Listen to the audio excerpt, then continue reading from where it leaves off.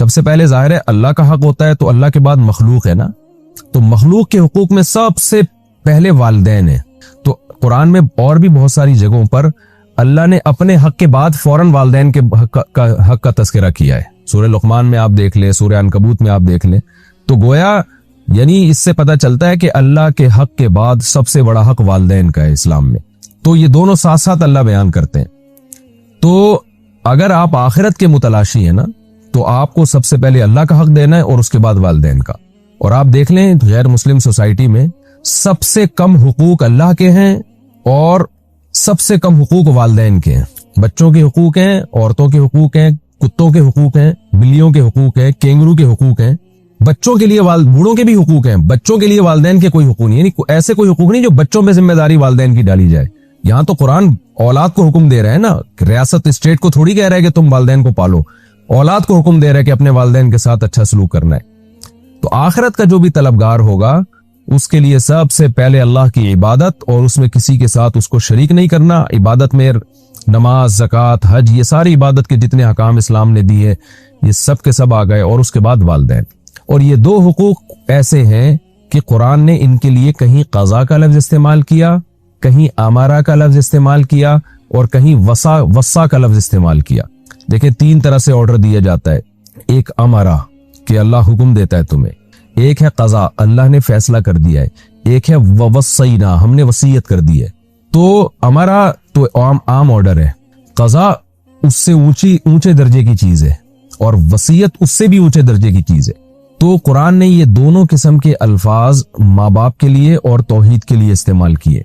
क्या मतलब, जब हम किसी को ऑर्डर देते हैं ना तुम ये काम करो, तो इसमें इतनी ताकीद नहीं होती। अगर हम ये कहते हैं हमने ये फैसला कर दिया है, तो फैसले का क्या मतलब होता है, जैसे जज ने बाकायदा दोनों फरीक के दलाइल सुनकर जब एक फैसला किया है तो उस फैसले को रिवर्स नहीं किया जा सकता अगर वो सुप्रीम कोर्ट का फैसला है। जाहिर तो अल्लाह का फैसला भी तो सुप्रीम कोर्ट से भी ऊपर का फैसला है ना। तो ये इंतहाई ताकीदी हुक्म के लिए फैसले का लफ्ज इस्तेमाल होता है कि ये मेरी तरफ से फैसला हो चुका है। हुक्म में ऐसा होता है कि जब आप किसी को ऑर्डर देते हैं तो उसमें इस बात का एहतमाल होता है, अगला कहता है कि सर आप मेरी बात समझें, आपने मुझे ऑर्डर तो दिया लेकिन इसमें थोड़ा सा सुकम है, इसमें थोड़ा सा आप किसी से मशवरा ले लें। तो फिर जो ऑर्डर देने वाला है वो दोबारा सोच लेता है इस पर। लेकिन जब फैसला सुना दिया जाता है और फैसला भी सुप्रीम कोर्ट की तरफ से हो जिसको चैलेंज ना किया जा सके, तो फैसले का मतलब अब तो इस पर अमल होके रहेगा। तो कुरान ने तौहीद के लिए और माँ बाप के साथ हुस्ने सुलूक के लिए फैसले का लफ्ज इस्तेमाल किया है। और वसीयत उससे भी बढ़ के चीज है। वसीयत किसे कहते हैं, जब कोई दुनिया से जा रहा होता है उस वक्त जो ऑर्डर देता है उस ऑर्डर को वसीयत कहा जाता है। जैसे किसी का बाप दुनिया से जा रहा है और वो अपने बच्चों को कहता है बेटा मैं दुनिया से जा रहा हूं, मैं तुम्हें वसीयत करके जा रहा हूं कि ये करो ये करो ये करो। तो ये भी इंतहाई अहम हुक्म होता है। फैसले में फिर भी थोड़ा बहुत अकल के दर्जे में इम्कान है कि शायद वापस ले लिया जाए, वसीयत में इम्कान ही नहीं होता, क्योंकि जब आप वसीयत करते हैं तो उसके बाद मर जाते हैं आप, तो वो पत्थर पे लकीर बन जाता है वो हुक्म, अब वो चेंज नहीं हो सकता। और वो हुक्म भी इंतहाई अहम हुक्म होता है, क्योंकि मरते हुए इंसान छोटी मोटी बातें नहीं कर रहा होता। मरते हुए इंसान को पता है मैं दुनिया से जा रहा हूं, मैं सिलेक्टेड हकाम है जो इंतहाई इंपॉर्टेंट है मेरे बच्चों के लिए, जिन पर अमल करना, मैं उन बातों का उसको हुक्म दूंगा। तो कुरान ने वसीयत का लफ्ज भी इस्तेमाल किया मजाजन। अल्लाह तो वसीयत नहीं करता, यानी अल्लाह तो दुनिया से नहीं जाएगा, वो तो हमेशा से हमेशा रहेगा, लेकिन ताकीद के लिए वसीयत का लफ्ज इस्तेमाल किया। तो इससे पता चलता है कि क़ज़ा का लफ्ज और वसीयत का लफ्ज ये बता रहा है कि इस्लाम में अल्लाह की इबादत और तौहीद और वालिदैन के साथ हुस्ने सुलूक की किस कदर अहमियत है, और आज हमारी सोसाइटी में उसका क्या हशर हो रहा है उसके साथ।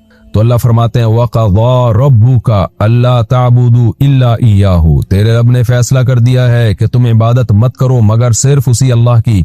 वबिल वालिदैनी इहसाना, और वालिदैन के साथ अच्छा सलूक करो। देखिए एहसान मैं बार बार बता चुका हूं, किसी भी अमल में एक्सीलेंसी पैदा करना, यानी बहुत अच्छे तरीके से वालिदैन के साथ पेश आओ। और फिर बूढ़े वालिदैन का अल्लाह ने अलग से तज़किरा किया। वजह उसकी यह है कि जब वालिदैन जवान होते हैं तो औलाद उनसे खिदमत ले रही होती है, जैसे बाप कमा के खिला रहा होता है, माँ घर में खिदमत कर रही होती है, और माँ बाप को उस वक्त खिदमत की ज्यादा जरूरत नहीं होती। बुढ़ापे में मामला हो जाता है बिल्कुल उल्टा, अब वो बेचारे किसी काम के नहीं रहे, बाप रिटायर हो गया है, औलाद की जिम्मेदारी अब वो कमाए, वो और फिर रिटायर भी हो गए, कमा भी नहीं रहा, और फिर बूढ़ा भी हो गया है, बूढ़ा होने से तबीयत में चिड़चिड़ापन पैदा हो रहा है, बीमारियां आ रही हैं, तो वो सोसाइटी को बोझ लगने लगते हैं ऐसे वालिदैन। माँ भी बोझ लगने लगती है, बाप भी बोझ लगने लगता है। तो कुरान ने उस कंडीशन में माँ बाप के हुकूक बयान किया जिस कंडीशन में गैर मुस्लिम अपने वालिदैन को ओल्ड हाउस में जमा कराता है, वो घर से ही निकाल देता है उसको। उस हालत में जब आपको उनकी बिल्कुल भी जरूरत नहीं है, लेकिन उनको आपकी मोहब्बत की बहुत ज्यादा जरूरत है, उस हालत को कुरान फोकस करता है कि इस संगीन हालत में तुम्हें उन्हें छोड़ने की इजाजत नहीं है, तो इससे पहले कहां छोड़ने की इजाजत होगी।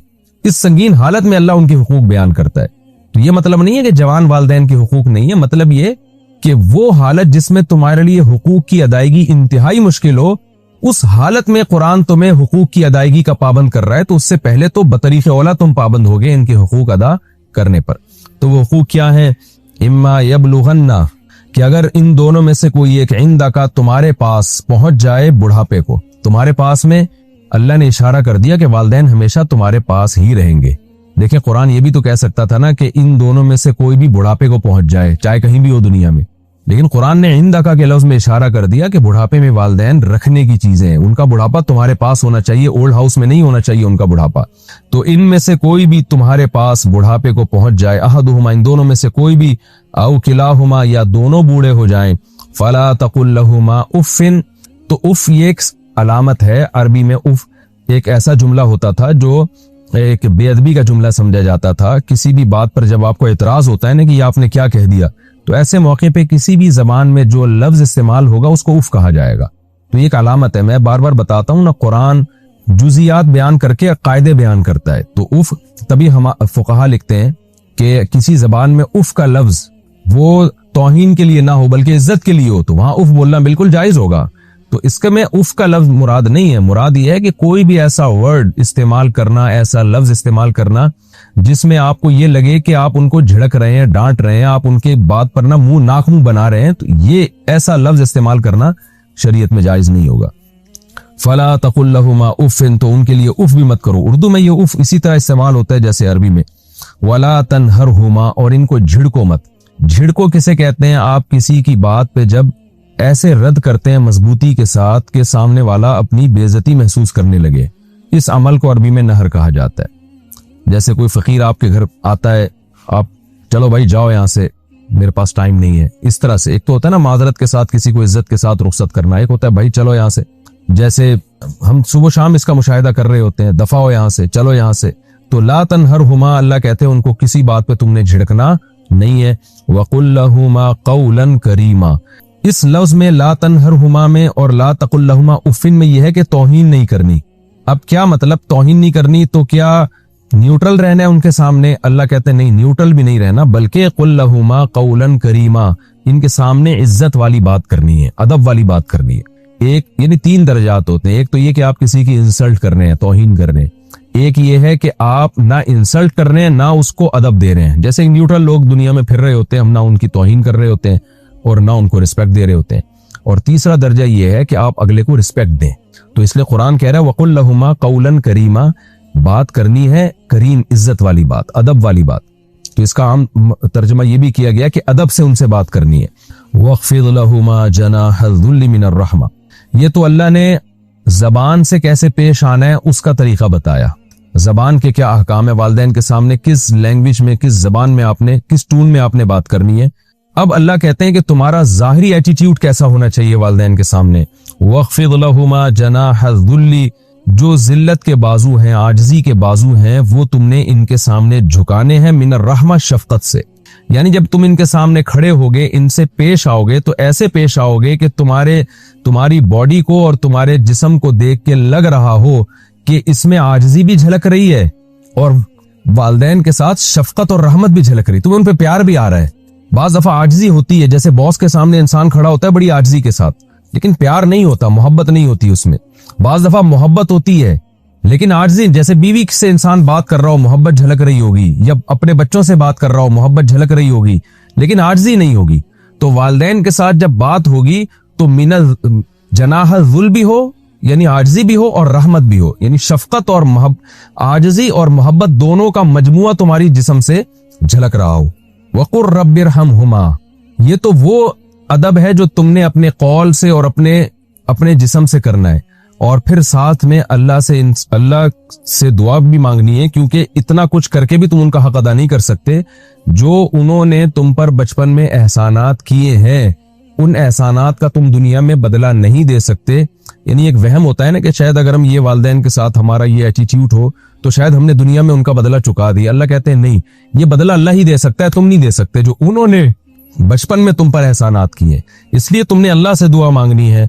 वकुर रब्बिरहमहुमा, और यूं कहा करो ए हमारे रब इन दोनों पर ऐसे रहम फरमा, कमा रब्बयानी सगीरा, जैसे कि जब मैं बच्चा था इन दोनों ने मेरी तरबियत की है, तरबियत जिस्मानी भी और रूहानी भी। कैसे पाला पोसा है बचपन में, किस तरह बाप ने माँ को शेल्टर दिया और कमा कमा के लाता रहा इस बच्चे के लिए, और किस तरह माँ अपनी छातियों से लगाती रही और किस तरह रातों को उसके लिए जागती रही। और कुरान के मुताबिक 2.5 साल का अरसा ऐसा है जिसमें माँ दिन और रात एक कर देती है। हमलुहु व फिसालुहु 30 शहरा, 2.5 साल का अरसा बहुत ही टफ होता है, जिसमें माँ सब कुछ भुला के उस बच्चे की तरबियत में लगी होती है। तो अल्लाह कहते हैं कि कुर रब्बिरहमहुमा कमा रब्बयानी सगीरा, फिर अपने रब से उनके लिए दुआएं मांगा करो। तो फुक़हा ने इस आयत के तहत लिखा है कि इस आयत से मफहूम ये होता है, क्योंकि कुरान में ऑर्डर दिया ना उनके लिए दुआ मांगने का, तो कम से कम एक दफा तो ये दुआ मांगना बहुत से फुक़हा कहते हैं फर्ज है, और अपनी दुआओं में इस दुआ को शामिल कर लेना ये सुन्नत और ताकीदी हुक्म है। आगे अल्लाह फरमाते हैं रब्बुकुम अअलमु बिमा फी नुफूसिकुम, तुम्हारा रब खूब जानता है जो कुछ तुम्हारे दिलों में है। यानी इसमें और ज्यादा ताकीद कर दी कि ये सारे अहकाम पर तुमने दिलो जान से अमल करना है। इसको पेनल्टी या बोझ समझ के अमल नहीं करना कि एक इस्लाम ने हमें अजाब में डाल दिया है। तो तुम्हारे दिल में अगर उल्टे सीधे ख्यालात आएंगे तो तुम्हारा रब भी ये ख्यालात भी जानता है, लिहाजा दिलो जान से इस हुक्म पर अल्लाह का हुक्म समझ के अमल करना है। हाँ ये जरूर है इन तकूनु सालिहीन, अब चूंकि इतनी ज्यादा ताकीद वालिदैन के हुकूक की बयान कर दी गई है तो जाहिर है इंसान जहां वालिदैन के हुकूक के लिए तैयार होता है वहां उसमें खौफ भी पैदा हो जाता है कि भाई ये तो बहुत सख्त हकाम अल्लाह ने दे दिए, तो हमसे तो इस पर अमल ही नहीं हो पाएगा और उसके नतीजे में कहीं जहन्नम की आग में ना हम चले जाएं। तो अगली आयत में अल्लाह ने उसका तस्करा किया कि इन तकूनु सालिहीना, अगर तुम नेक बनोगे, फइन्नहु काना लिल अव्वाबीना गफूरा, तो अल्लाह तौबा करने वालों के लिए गफूर भी है। क्या मतलब, तुम इन हकाम को फॉलो करने की कोशिश करो और नेक बनो। अगर कभी कोताही हो जाती है, गलती हो जाती है, तो तौबा का दरवाजा खुला हुआ है। देखें हर गुनाह के बाद तौबा का दरवाजा खुला हुआ है, लेकिन अल्लाह उसका तस्करा नहीं करता कि जब भी कोई गुनाह बयान हो कुरान ये कहे कि अगर तौबा कर लोगे तो माफ कर देगा। कुरान की ऐसी आदत नहीं है, लेकिन स्पेशल वालिदैन के जहां हुकूक अल्लाह ने बयान किए वहां अल्लाह तौबा का इसलिए तस्करा करता है कि उलमा इस आयत के तहत लिखते हैं मुफस्सिरीन कि वालिदैन के साथ चूंकि रहना बहुत अरसा है, इंसान जिसके साथ कम रहता है ना, कभी कभार मुलाकात होती है, उसके हुकूक की अदायगी आसान होती है। और वालिदैन के साथ सुबह शाम इंसान रहता है, फिर बाज दफा वालिदैन की तरफ से भी ज्यादती होती है और हो सकती है इसमें कोई, यानी इसके सबूत हमें मिलता है, तारीख से भी मिलता है, मुशाहिदे से भी मिलता है और सहाबा के दौर में भी हमें मिलता है। तो वालिदैन की तरफ से भी बाज दफा ज्यादती होती है, जिसमें इंसान की तरफ से जो रिएक्शन होता है वो इत्तदाल से बड़ा हुआ रिएक्शन होता है। तो इसलिए कुरान ने बयान किया कि अगर कभी गलती हो जाए, इन हुकूक में कोताही हो जाए, तो तौबा का दरवाजा खुला हुआ है। तो मायूस मत होना, बल्कि अल्लाह से तौबा इस्तिगफार कर लेना, अल्लाह उस गुनाह को मुआफ कर देगा। तो हमने उलमा से सुना है कि इंसान अगर कभी माँ बाप से ऊंची आवाज में बात कर ले, तो अगर ये अमल कभी कभार होता है ना, तो अल्लाह से भी माफी मांगे, माँ बाप से भी माफी मांगे और फिर उसको भूल जाए, फिर मुसल्लत ना करे अपने ऊपर कि मैंने अल्लाह के हुक्म को तोड़ दिया तो मेरा पता नहीं क्या बनेगा। क्योंकि जब आप किसी चीज को मुसल्लत कर लेते हैं तो फिर मायूसी की तरफ जाते हैं, आप डिप्रेशन की तरफ जाते हैं।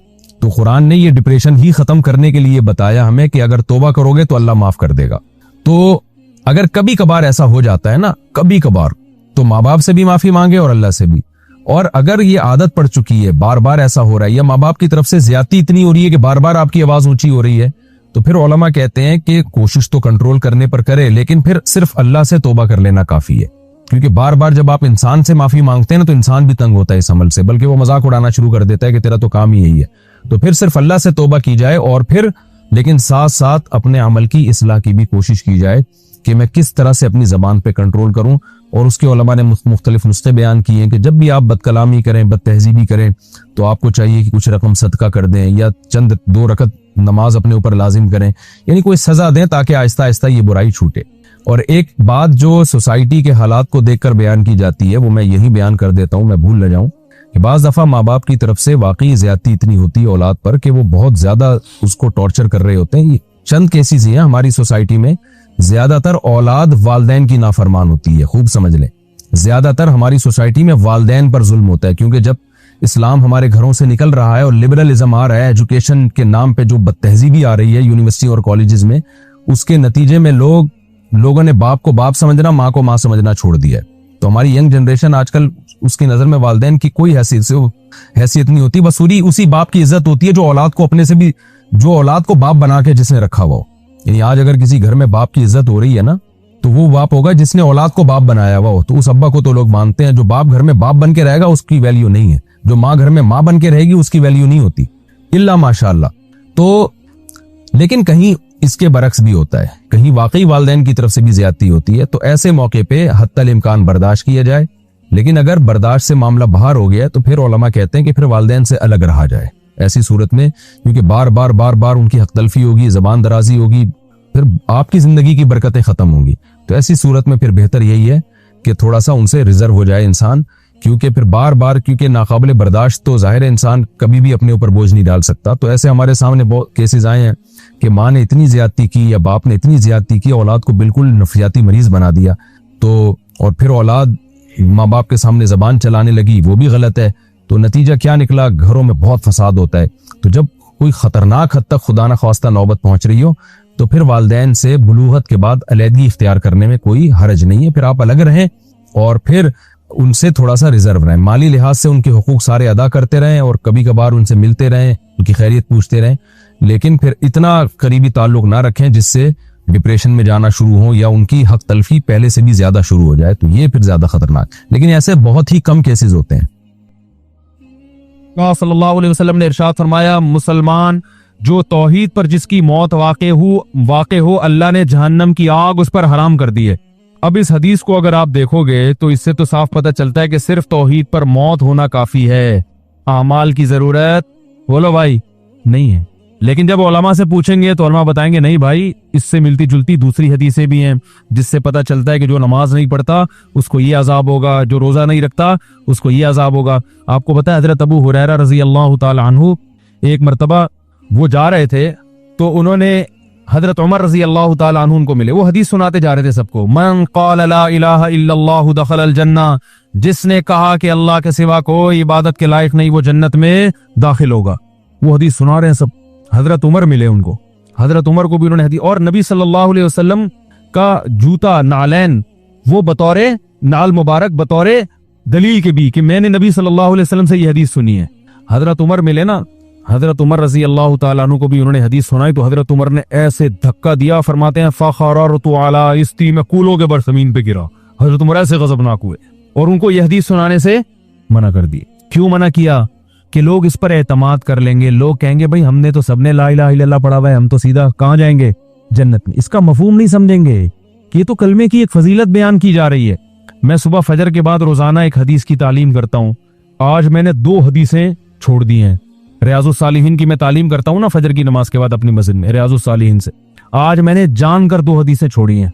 क्यों छोड़ी है? मैंने कहा इनका मफहूम बयान करने में बहुत टाइम लगेगा और अगर तशरीह नहीं की तो लोग हदीस का मतलब गलत समझेंगे। अब मैं सुना देता हूँ वो हदीस आपको, क्योंकि मैं थोड़ा उसको डिफाइन भी कर सकता हूँ। रसूलुल्लाह सल्लल्लाहु अलैहि वसल्लम ने फरमाया कि अगर तुम लोग सब गुनाह छोड़ दो, कोई भी गुनाह ना करे, अल्लाह इस कौम को खत्म कर देगा। अगर दुनिया में सारे मुसलमान सब ठीक हो जाएं, सारे लोग मुसलमान हो जाएं और सब ठीक सब नेक बन जाएं, तो अल्लाह सबको क्या कर देगा? मार देगा। और ऐसे लोग पैदा करेगा जो गुनाह करें और फिर अल्लाह से तौबा करें। अब मैंने ये हदीस नहीं सुनाई आज, मैंने कहा इससे गुनाहों पर क्या होंगे? लोग जरी हो जाएंगे, क्योंकि अब वैसे ही गुनाह कर रहे हैं। कहेगा अच्छा अल्लाह को गुनाह इतने पसंद हैं कि नेक आदमी को तो अल्लाह वैसे ही मार दे। भाई अगर अल्लाह को गुनाह पसंद होते तो अल्लाह गुनाहगारों को जहन्नम में डालता है? भाई ये असल में तौबा की फजीलत पर है, ये गुनाह छुड़वाने के लिए है। क्योंकि गुनाह तो कोई ना कोई किसी ना किसी दर्जे में कर ही रहा होता है ना। तो उनको तसल्ली दी जा रही है कि भाई तौबा इतनी बड़ी नेकी है कि अल्लाह को इस जमीन पर तौबा वाली नेकी भी चाहिए। समझ आ रही है बात? तो अगर किसी से गुनाह हो गया तो मायूस ना हो, तौबा करके तौबा वाली नेकी का ऑप्शन उसके पास है। और ये नेकी अल्लाह को इतनी महबूब है कि दुनिया में अगर ये नेकी खत्म हो गई, तौबा वाली नेकी, तो अल्लाह को ऐसे लोग पसंद है ही नहीं। अल्लाह तो चाहते हैं कि गिड़गिड़ाओ मेरे सामने ताकि मुझे माफ करने में मजा भी तो आए ना। रहमत तो जब ही जाहिर होगी जब तुम्हारी हरकतों की वजह से जहन्नम वाजिब हो चुकी थी, मगर मैं अपनी रहमत से उसको माफ कर दूं तो मजा आता है मुझे माफ करने में। वो माफ करने का मजा जब आएगा जब गलती भी तो हो तुमसे। गलती नहीं हो रही, सारे नेक नीट क्लीन बोलेंगे अल्लाह हम तो इतने अच्छे थे, हमें तो ऐसी जन्नत में भेज। क्या ख्याल है भाई? बाप रहम दिल है, क्या मतलब? बेटे से गलतियां होती हैं, इग्नोर करता है, तब बेटा तारीफ करे यार मेरा अब्बा बहुत अच्छा है। अगर आप सुबह शाम अब्बा अब्बा करते रहते हो, हर वक्त अब्बा की खिदमत में, अब्बा के पांव दबा रहे हो, अब्बा की शलवार इस्त्री कर रहे हो, अब्बा की कमीज इस्त्री कर रहे हो, अब्बा की पगड़ी इस्त्री, अगर पगड़ी पहनते हैं आजकल के अब्बा पगड़ी कहाँ पहनते हैं, तो पैंट इस्त्री की आपने अब्बा की, सारा ख्याल हर वक्त अब्बा मेरे अब्बा मेरे अब्बा। तो अब्बा ने भी आपसे जरा तमीज से बात कर ली, मेरा बेटा बहुत अच्छा। तो आप बोलोगे भाई हम भी अब्बा के साथ इतने अच्छे हैं तो अब्बा भी हमारे साथ जाहिर अच्छा ही। आजकल कौन अब्बा के साथ अच्छा होता है? तो मैं जब इतना अच्छा हूं तो अब्बा का इतना हक तो बनता है कि हमें भी अब्बा अप्रिशिएट करे। लेकिन आप नालायक, और बाप हर जगह आपके आगे आके खड़ा होता है, कह रहा है भाई नालायक है लेकिन है तो अपना ही ना। क्या ख्याल? फिर आप में अगर गैरत होगी तो आप बाप से मोहब्बत करोगे, यार अब्बा ने मेरी बड़ी बड़ी गलतियों को माफ किया, आज मैं अगर इस स्टेज पे पहुंचा हूं तो मेरी गलतियों पे अब्बा ने पर्दा भी डाला है, मुझे लोगों के सामने जलील भी नहीं किया। जब लोगों के साथ आता हूं तो तारीफ करते हैं मेरा बड़ा होनहार बेटा है, हालांकि मुझे पता है मैं कैसा हूं। एक वक्त आएगा आपका दिल अब्बा के लिए पिघल जाएगा। तो अल्लाह पता है क्या चाहते हैं बंदों से? अल्लाह कहते हैं यार नमाज भी पढ़ो, रोजा भी रखो, सब कुछ है, लेकिन पहले मोहब्बत तो करो। ये खुश्क नमाजें नहीं चाहिए अल्लाह को, ये खुश्क रोजे नहीं चाहिए। अल्लाह को चाहिए अल्लाह की मोहब्बत में धड़कने वाला दिल। वो दिल जब ही धड़कता है जब इंसान से अगर गुनाह हो जाए और उसे पता है मेरे लिए जहन्नम की आग है, गुनाह है, मेरे पास कोई ऑप्शन नहीं है, अल्लाह से गिड़गिड़ाता है अल्लाह माफ कर दे माफ कर दे। तो अल्लाह को इतना मजा आता है कि भाई सजा बनती थी मगर मैं क्या कर रहा हूं, माफ कर रहा हूं इसको। तो ये शान जब ही जाहिर होगी जब गुनाह भी तो हो। कैसी प्यारी हदीस है, रसूलुल्लाह सल्लल्लाहु अलैहि वसल्लम ने फरमाया जब किसी बंदे से गुनाह होता है तो वो आता है तौबा करने के लिए। ये कल पढ़ूंगा रियाजुस सालिमीन, अगला कल वाला नंबर इस हदीस का है। तो वो जब आता है अल्लाह के सामने तौबा करता है कि अल्लाह मुझसे गुनाह हो गया मुझे माफ कर दे, तो अल्लाह ताला फरिश्तों से कहते हैं देखो ए फरिश्तों इस बंदे से गुनाह हुआ, बहुतों से गुनाह होते हैं, इससे भी हुआ, बहुत से मेरे पास माफी मांगने नहीं आए, ये आया है। क्यों? इसलिए कि इसको पता है इन्ना लहू रब्बन, इसका एक रब है जो इस गुनाह पर इसको सजा भी दे सकता है और इस गुनाह को माफ भी कर सकता है, इसको पता है। ये इस जज्बे से आ जाए, वरना ये भी ना आता तो क्या हो जाता? कोई सजा थोड़ी मिलती है फौरन। भाई गुनाह पे फौरन शराबी भी घूम रहे हैं, कोई फौरन सजा मिलती है? चोर भी घूम रहे हैं, डाकू भी घूम रहे हैं, कातिल भी घूम रहे हैं, माँ बाप के नाफरमान, बल्कि ज्यादा तरक्की कर रहे होते हैं। आदमी वो फजाइल ही सुना रहा होता है बैठ के, ऐसे ही है ना? क्या ख्याल है भाई?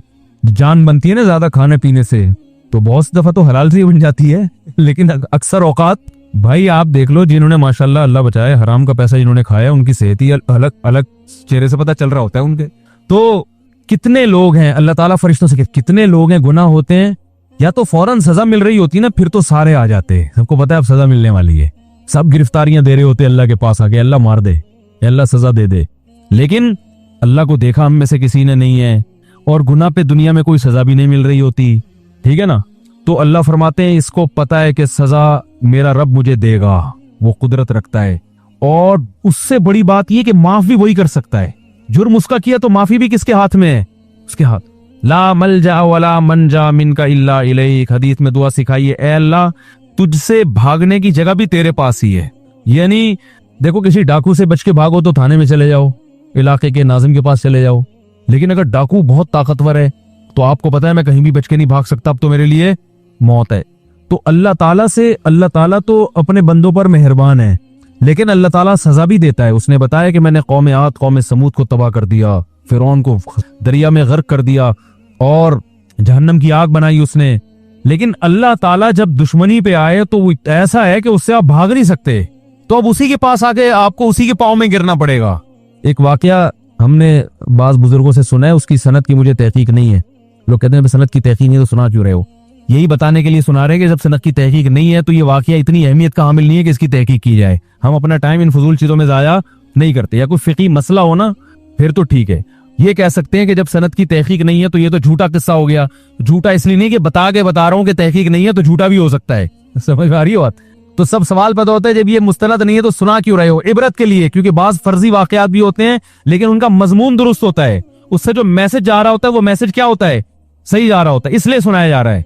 हर चीज का ना वो एक पूरी डिटेल बतानी पड़ती है वरना क्लिप आ जाएगा एक। तो कहते हैं कि हजरत मूसा अलैहिस्सलाम से किसी ने पूछा कि ये जो हवादिस हैं, हादिसात हैं, अगर ये तीर हो और चलाने वाला अल्लाह हो तो इन तीरों से बचना कैसे मुमकिन है? भाई ये तीर अल्लाह के हाथ में हो, कमान अल्लाह के हाथ में हो, और यानी वो हवादिस की ये तीर हो जो हवादिस की शक्ल में हम पर आ रहे हो, तो इस हादसा से बचना मुमकिन है? तो कहते हैं मूसा अलैहिस्सलाम ने कहा एक ही तरीका है कि जो जिसके हाथ में कमान है उससे दोस्ती कर लो। क्या ख्याल है भाई? इसके अलावा आपके पास कोई ऑप्शन नहीं है। तो जो महल्ले का दादा होता है ना, या तो आप उससे बड़े दादा बन जाओ। क्या ख्याल है? एक दफा यहाँ कोई महल्ले के बड़े दादा थे, मुझे लोगों ने कहा इसके खिलाफ बयान करें। मैंने कहा जब मैं इससे बड़ा दादा बनूंगा तो इसके खिलाफ बयान करूंगा। मुझे जब तक इस महल्ले में रहना है तो मुझे बिला वजह दादागिरी करने की जरूरत। लोग कहते हैं ना हक बात आप मेंबर डंके की चोट पे बयान कर दो। मैं नहीं बयान करता भाई हक बात डंके की चोट पे। मैं पहले देखता हूं कि लोगों में इस हक को बर्दाश्त करने का तहम्मुल है, एक बात, बल्कि इससे पहले देखता हूं कि मैं खुद भी इस हक को बर्दाश्त कर सकता हूं कि नहीं कर सकता। ये जो डंके की चोट पे अक्सर हक बयान कर रहे होते हैं ना, तो ये अक्सर लोग ये इस किस्म का हक बयान कर रहे होते हैं कि इनके पहले से किसी महल्ले के दादा से बड़े ताल्लुकात होते हैं, जिनको उन्होंने बयान बताया होता है मैं ये बोलने वाला हूं, बचा लोगे? वो कहे हाँ बचा लेंगे, तू बोल दे। हमें तो कोई है ही नहीं इस तरह का, हम तो किसी से ताल्लुक रखते ही नहीं है। हाँ, किसी के खौफ से गलत बयानी करना हराम है। यानी आप किसी महल्ले के दादा के डर से गलत बात उसके बारे में बता दो, या झूठी तारीफें शुरू कर दो, या लालच में आके लोगों को गलत गाइड करो, ये हराम है। खामोशी की शरीयत ने इजाजत दी है, गलत बयानी की शरीयत ने इजाजत नहीं दी है। गलत बयानी नहीं करता, बसा औकात में खामोश हो जाता हूं कि भाई इस टॉपिक पर बात मत करो क्योंकि लोगों में बर्दाश्त नहीं कर पाएंगे या गलत रुख पे ले जाएंगे। तो ये तो मसलहत है, ये तो हिकमत है। ये थोड़ी कि जहां जाओ जो चाहे जाके बोल दो। अब मुझे बताओ, एक आदमी में को जिना का खौफ है, शहवत उसमें इतनी भर गई, अब वो कहीं रिश्ता लेके जाता है, लड़की के अब्बा से कहता है कि मैं निकाह करना चाहता हूँ। उन्हें क्यों कर रहे हो? भाई मैं शहवत से मेरा दिमाग खराब हो गया है और मुझे जिना के बड़े खतरात हैं और मैं बड़ा परेशान हूं, तो मैं इसलिए चाह रहा हूं कि मैं आपकी बच्ची से शादी करूं, और वो है तो बड़ी खूबसूरत, तो मेरा ख्याल है कि वहां मैं शादी करूंगा तो मेरा दिमाग जो है ना इधर उधर जाने से बच जाएगा। वो देगा रिश्ता? अरे दफा हो यहां से। बात तो हक है और शरीयत में जायज भी है, लेकिन ये हक बयानी आप भी नहीं अफोर्ड कर सकते, कोई भी नहीं अफोर्ड कर सकता। भाई ये बात आपके दिल में है, उसको रखो, कुछ और बात करो उसके सामने। वही निकाह सुन्नत है, नबी सल्लल्लाहु अलैहि वसल्लम की तरगीब है, इसलिए करना चाह रहा हूं। इस तरह की बातें आप करोगे तो ये मुनाफिकत नहीं कहलाएगी, ये मसलहत कहलाएगी। हर बात हर जगह कहने की नहीं होती। एक साहब ने एक शादी की तो मुझे बताया कि मैंने निकाह का पैगाम भेजा और उनको मैंने पहले बता दिया कि मैं 4 करूंगा। तो मैंने कहा वाकई आप करेंगे? कह रहे मेरा इरादा तो नहीं है, लेकिन मैंने एहतियातन बता दिया। नहीं 4 नहीं, सॉरी 2 करूंगा मैं। तो 4 की एकदम दिमाग उधर चला जाता है हमारा। उसने कहा कि मैंने उनको पहले बता दिया, मैं हो सकता है दूसरी भी करूं। तो मैंने कहा आपने उनको, आपका वाकई इरादा है? अगर इरादा हो फिर तो चलो ठीक है। कह रहे नहीं मेरा इरादा तो नहीं है, लेकिन मैंने एहतियातन बता दिया। मैंने कहा क्यों? कह रहे भाई हो सकता है मेरी बीवी वो जो है ऐसी निकले कि बदअखलाक हो और मुझे जरूरत पड़ जाए दूसरी शादी की। भाई औरतें बदअखलाक भी निकलती हैं, कुछ ऐसी होती हैं जो बांझ होती हैं, औलाद नहीं हो सकता है शादी के बाद पता चले बांझ है। मैंने कहा बहुत अच्छा किया आपने, बड़ी जबरदस्त क्लैरिफिकेशन कर दिया आपने। मैंने कहा लड़की के अब्बा को मैं कहूंगा कि आपको भी बता दें कि हो सकता है हम आपसे तलाक ले लें। भाई हम शादी तो कर रहे हैं, लेकिन इस बात का इम्कान है कि हम आपसे तलाक लेके इसकी कहीं और शादी कर दें। आप पूछो क्यों? भाई हो सकता है आप चरस ही निकलो। क्या ख्याल है आपका? नहीं मैं तो चरस नहीं पीता, मेरा लेबोरेटरी टेस्ट करवा लें। भाई हो सकता है बाद में चरसी बन जाओ। हो सकने पर तो यार दुनिया में बहुत कुछ हो सकता है, अभी तो है, उसके हिसाब से बात करो ना। मैंने कहा आपका इरादा है नहीं, खाम में वो रिश्ता तोड़ दिया उन्होंने। वो बिल्कुल सही किया लड़की के अब्बा ने, बहुत अच्छा किया तोड़ के। मैंने कहा कोई भी होता रिश्ता तोड़ता है बिला वजह, हो सकता है हो सकता है। एक साहब थे वो पोलियो के खतरों के बहुत खिलाफ थे, मेरे दोस्त थे क्या हैं अभी भी। तो उनका कहीं रिश्ता, उनको बेचारों को कहीं रिश्ता नहीं मिल रहा था, तो मुझे सिफारिशी बना के ले गए। कहीं कोई लड़की का रिश्ता आया उनके लिए, तो मुझे सिफारिशी बना के ले गए कि आप भी चलें, थोड़ा सा आप थोड़े से मशहूर आदमी हैं तो मेरी सिफारिश कर दिएगा तो चांस ज्यादा है। मैंने कहा चल भाई ठीक है ले चलते हैं। हम चले गए वहां, तो वो लड़की के वालिद भाई वगैरह आके बैठे, मुझे बड़ी इज्जत दी उन्होंने। मैंने कहा हमारे दोस्त हैं, निकाह करना चाहते हैं आपकी बच्ची से, इस सिलसिले में हम हाजिर हुए थे। उन्होंने कहा ठीक है जी, भी एजुकेशन क्या है वगैरह वगैरह जो पूछा जाता है। इस दौरान फिर वो जब बात मुकम्मल हुई तो वो कहने लगे देखें मैं जब निकाह करूंगा तो मैं पहले ही एक बात बता दूं कि मैं बच्चों को पोलियो के खतरे नहीं पिलाऊंगा। अबे मैं सर पकड़ के बैठ गया यूं करके। अब मैं उसको यूं इशारा भी नहीं कर रहा कि मैं यूं करूंगा तो वो बोलेंगे ये आपस में इनका पहले से कोई प्री प्लान है कि मैं यूं बोलूंगा तो तू यूं बोलना। अब मैं देख नहीं रहा उसकी तरफ। वो कह रहे क्योंकि मैं ये पोलियो नहीं, मैं अल्लाह पे तवक्कुल करता हूँ, ये यहूदियों की साजिश है और ये फलाना है और ये वैक्सीनेशन और ये। अबे तू शादी तो होने दे, बच्चे तो होने दे अल्लाह के बाद। उन्होंने हाँ अभी की नहीं है, तो मैंने फिर वो इनकार हो गया और होना था इनकार, मैंने फिर उसको बॉल लताड़ा, यार तुमने क्या, कह रहे भाई हम तो पहले से ताकि बाद में झगड़ा ना हो। ये वो लोग हैं जो डंके की चोट पे हक बयान करते हैं, डंके की चोट। अब भाई तुमने नहीं पिलाने थे अल्लाह के बंदे, तो वो पोलियो से इतना वो नहीं हुए परेशान, वो इस सोच से हो गए कि यार ये फंडामेंटलिस्ट की इंतहा है ये तो बहुत बड़ा फंडामेंटलिस्ट है, इतना बुनियाद परस्त है। हो सकता है वो लड़की के अब्बा भी पोलियो के कायल ना हो, लेकिन इतना पोलियो लेस। तो हर चीज हर बयान करने की नहीं होती, बहुत सारी चीजें ठीक आपकी राय में ठीक होती हैं, और ये थोड़ी कि वो थी, ये बात भी उन्हीं की राय में ठीक थी ना, हर आदमी इससे मुत्तफिक थोड़ी है। तो क्या बात चल रही थी यार, जल्दी से बात को समेटे, बड़ी बिखर रही है, इधर उधर बातें जा रही हैं। उन्होंने तो इनकार कर दिया, वो कहाँ पोलियो वाले से करते यार, खुद सोचो यार, कोई भी नहीं करता, बोलता क्या है पागल है, क्या कर रहा है भाई तू। तो हाँ, हजरत मूसा अलैहिस्सलाम का मैं बता रहा था कि भाई अगर आप यानी तीरों से बचना आपके लिए जब भी मुमकिन है जब तीर चलाने वाले से दोस्ती कर लो। तो जब तीर चलाने वाले से दोस्ती करोगे तो मामला सेट हो जाएगा। तो अल्लाह का मामला भी ऐसा है कि हदीस में आता है जब कोई गुनाह करता है तो अब उसके पास ऑप्शन क्या है, अल्लाह से बच के जाना किसके पास है, अल्लाह ही को मनाना है कि अल्लाह तुझे सताया तो अब तू ही माफ कर सकता है। तो अल्लाह को ये अदा इतनी पसंद आती, गुनाह करना पसंद नहीं आता, अल्लाह को गज़ब आता है उस पे, गुनाह से पलटना पसंद आता है। अब इस नियत से कोई गुनाह करे कि मैं पहले गुनाह करूंगा ताकि पलट के अल्लाह को राजी करूं, तो वो बेवकूफ है। भाई इसकी मिसाल उलमा ये देते हैं कि जब आपका जख्म भरता है तो वालिदैन खुश होते हैं ना, आप भी खुश होते हो, लेकिन आप इस नियत से जख्मी करो अपने आप को दोबारा कि पहली दफा जब मुझे जख्म हुआ था तो जब मैं ठीक हुआ था तो बड़ी खुशी हुई थी, अब मैं दोबारा अपने हाथ काटता हूं ताकि मैं ठीक हूं तो मुझे खुशी हो। तो ये परले दर्जे का बेवकूफ है, हमाकत है। भाई तो पहले से ठीक है तो खराब क्यों कर रहे हैं अपने आप को। तो इसी तरह उलमा कहते हैं गुनाह हो गया तो तौबा करो, तौबा की नीयत से गुनाह करना ये परले दर्जे की हमाकत और बेवकूफी है। इसके बहुत नुकसानात हैं, वो नुकसानात क्या है एक अलग टॉपिक है। तो अल्लाह को तौबा इतनी पसंद, हदीस में आता है जब तौबा करता है अल्लाह कहते हैं देखो इसको पता है कि मैं हूं माफ करने वाला, तो अल्लाह क्या करते हैं, माफ करते हैं, फरिश्तों से कहते हैं गवाह रहो। नबी ने फरमाया फिर दोबारा से गलती हो जाती है, अब ये फिर परेशान होता है, यार मैंने तो अल्लाह से मुआहिदा किया था अब नहीं करूंगा, अब दोबारा हो गया, तो ये फिर अल्लाह के पास आता है, अल्लाह माफ कर दे। तो अल्लाह कहते हैं देखो दोबारा गलती हुई है, अब ये पहले से भी बड़ा जुर्म है, एक तो गुनाह ऊपर से अल्लाह से किया हुआ एग्रीमेंट तोड़ा इसने, लेकिन इसको पता है इस गुनाह पर भी सजा देगा कौन, अल्लाह, और माफ कौन कर सकता है, अल्लाह। तो इस जज्बे से दोबारा माफी मांग रहा है, बार बार आता है, बार बार माफी मांगता है। अल्लाह हर दफा फरिश्तों को ये कह के माफ करते हैं इसने ना मुझे देखा ना मेरे अजाब को देखा। इस गिड़गिड़ाने को अल्लाह पसंद करते हैं। तो इसलिए हदीस में आता है सारे अगर नेक परहेजगार बन जाए अल्लाह सबको खत्म करेगा, ऐसे लोग पैदा करेगा जो गलती करें और फिर अल्लाह से तौबा करें। तो इसका मतलब ये नहीं है कि अब आप गलतियां, क्योंकि हम में से हर शख्स बहुत सी गलतियां कर चुका है, अब आपको नई गलती जो है ना मुआशरे में जो है वो उसका तारुफ करवाने की जरूरत नहीं है। तो तौबा की तरगीब है, ये गलतियां करने की तरगीब, उसको नबी सल्लल्लाहु अलैहि वसल्लम इस अंदाज से डिफाइन किया है, इस अंदाज से समझाया है ताकि तौबा की, वरना ऐसा होगा नहीं। तो ये तौबा की इतनी बड़ी फजीलत है। अब अगर आप अधूरी हदीस सुनेंगे ना तो फौरन लोगों का जहन कहाँ जाता है, गुनाह की तरफ, कि यार गुनाह कोई इतनी बड़ी चीज नहीं है। भाई गुनाह बहुत बुरी चीज है, कत्ल पर कितनी शदीद वईद है, नमाज कज़ा करने पर, जिना अल्लाह को अगर पसंद होता तो अल्लाह ये कहते कि जानी को चौक में खड़ा करके 100 कोड़े मारो। अल्लाह तो सत्तार है ना, गुनाहों पे पर्दा डालने वाला, लेकिन जानी का जुर्म गवाहों से साबित हो गया, अल्लाह कहते हैं ना ना ना, चौक पे ला के इसको 100 कोड़े मारो। शादीशुदा तो संसार कर दो, पत्थरों से मार के हलाक कर दो। इससे पता चलता है अल्लाह को गुनाह पे जरा भी खुशी नहीं होती, गुनाह से तौबा पे खुशी होती है अल्लाह ताला को।